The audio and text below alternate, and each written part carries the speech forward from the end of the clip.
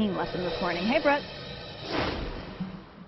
Hi, you guys. So I'm here with Richard and Katie from the Utah Nordic Alliance of Utah, and you guys are teaching me how to cross-country ski. So give us some bass.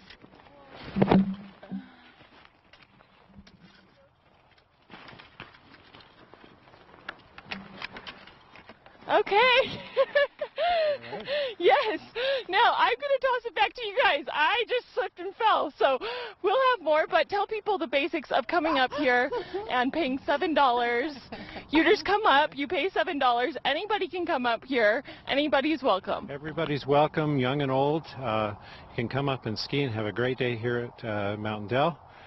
We've got a race this morning in Park City, and there are numerous events coming up in the next couple of weeks, including all the Olympic selection events, U.S. Nationals and Paralympic Nationals at Soldier Hollow beginning January 2nd. Okay, and you guys you also do lessons. We have a youth program and adult lessons. You can go to www.utahnordic.com.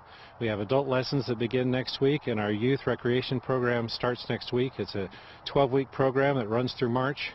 Very affordable, great for families, great to teach your kids how to ski. It's something that they can carry with them their entire lives. Okay, I'm going to stay down here, and Katie is going to show us how to ski.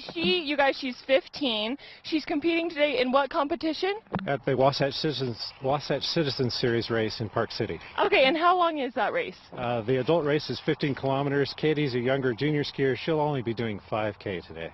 Only 5K, so that's still amazing. You're awesome, so let's see your stuff, Katie.